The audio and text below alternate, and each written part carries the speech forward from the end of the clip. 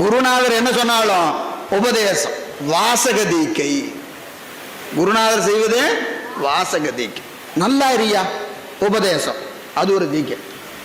ஏன்னா பெரியோர்கள் சொல்லுகிற சொல்லெல்லாம் என்னதுங்க மந்திரம்னாங்க. மந்திரம்னா வேற ஒண்ணும் இல்லை, அது ஞானிகள் வாயில இருந்து வருகிற சொல்லெல்லாமே மந்திரம் தான். நீங்க வடமொழியில ஒரு மந்திரம் இருக்கு, தமிழ்ல ஒரு மந்திரம் இருக்கு, ரெண்டுக்கு என்னங்க வேறுபாடுனார் ஞானசம்பந்த பெருமான் புராணம் ரொம்ப அழகா. சமணர்கள்லாம் என்ன செஞ்சாங்க, அத்திநாத்தி அத்திநாத்தி அத்திநாத்தின்னு மந்திரம் சொல்லி என்ன செஞ்சாங்க, அவர் தங்கி இருந்த மடத்துக்கு நெருப்பு வச்சாங்க. நெருப்பை போய் புடி, நெருப்பை போய் புடின்னு என்னென்னமோ அவங்க சமயங்களில் சொல்லப்பட்டிருக்கிற மந்திரங்கள்லாம் சொன்னாங்க. ஒன்றும் நெருப்பு போகலை. இங்கிருந்து போனாங்க, போகலை.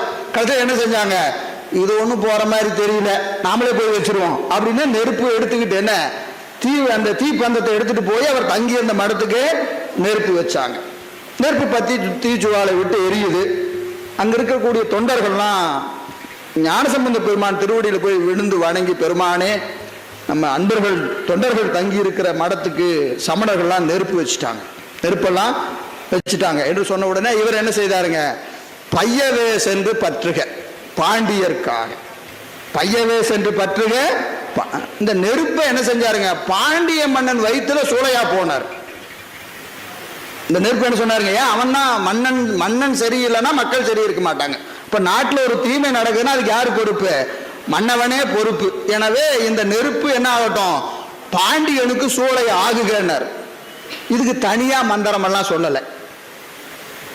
சேக்கலார் பெருந்தகை பதிவு செய்யற என்ன செய்யறாரு, அதுக்கு ஏதாவது ஒரு மந்திரம் சொல்லி, நெருப்பே ஓம் பூம் பூம்னு ஏதாவது ஒன்று சொல்லி நீ போய் என்ன செய்ய, பாண்டிய மண்ணை வயிற்றுல போய் பிடிச்சிக்கோ அப்படின்னு சொன்னாரானா அதெல்லாம் சொல்லலை.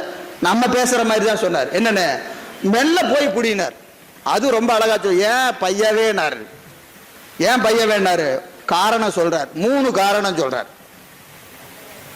ஏன் பையவேன்னு சொன்னாரு, நம்முடைய மங்கையர்க்கரசியாருடைய மங்கள நான் காக்கும் பொருட்டு, மங்கள நான் காக்கும் பொருட்டு. ஏன்னா அவங்க அமங்கலியா இருக்கக்கூடாது, அதனால மங்கள நான் காக்கும் பொருட்டு மெல்ல போனாராம். நெருப்பை பார்த்து என்ன சொல்றாரு, மெல்ல போ அப்படின்னார். அப்புறம் தன் திருக்கரத்தால் தீண்டி சைவனாகிற ஒரு ஊழ பாண்டி மன்னனுக்கு இருக்கு. பாண்டி மன்னனுக்கு என்ன இருக்குங்க, இவர் திருக்கரத்தாலே ஞானசம்பந்த பெருமானுடைய திருக்கரத்தினாலே தீண்டி அவன் சைவனாகிற ஊழ் இருப்பதினாலே, அப்புறம் பாண்டி நாடு சைவமாகும் பொருட்டு. இந்த 3 காரணத்துக்காக என்ன செஞ்சாராம், பையவேன்னு சொன்னாராம். இப்ப அவர் வேற மந்திரம் எல்லாம் ஒன்றும் சொல்லலை. என்ன சொன்னாரு, பையவே நாடு போயிருச்சு. அப்போ மந்திரம் என்பது என்ன, மாந்தி சொல்லுதல். யாரு சொல்லணும், ஞானிகள் சான்றோர்கள் வாக்குல இருந்து வரக்கூடிய எல்லா சொல்லும் மந்திரமே. எல்லா சொல்லும் மந்திரம் தான். நீங்க தனியா வாழ்த்தணும், என்னது தம்பி நல்லா இருயா அப்படின்னு பெரியவர் ஒரு சிவபூசை செய்யக்கூடிய அன்பர் வாழ்த்தினார், அது மந்திரம், அது பழிக்கும், சத்தியமாய் பயன் தரும். சிவபூசை செய்யக்கூடிய அன்பர் சொல்லக்கூடிய வாழ்த்து சத்தியமாய் பயன் தரும். அப்போ மந்திரம் என்பது என்னதுங்க, தனியால நீங்க மந்திரம் சொல்ல வேண்டாம். இன்னும் ரொம்ப அழகா சொன்னார், வைதாலும் வாழ வைப்பாங்க.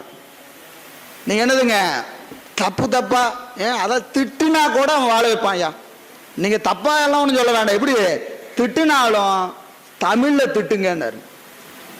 எப்படி திட்டணுமா, முத்தமிழால் வைதாரையும் வாழ வைப்பான். திட்டும் போது எப்படி திட்டணும், முத்தமிழால் வைதாரையும். யார, நம்மளை திட்டக்கூடாது, முருகப்பெருமான. நீங்க அப்படி இப்படி பக்கத்துல யாரையும் திட்டிடாதீங்க. முருகப்பெருமான திட்டினாலும் அவன் என்ன செய்வான், வாழ வைப்பானர். வைதாரையும் வாழ வைப்பான், தமிழால் வைதால். அப்போ மந்திரம் என்பது என்னதுங்க, பெரியோர் வாக்கு வந்தாவே மந்திரம்.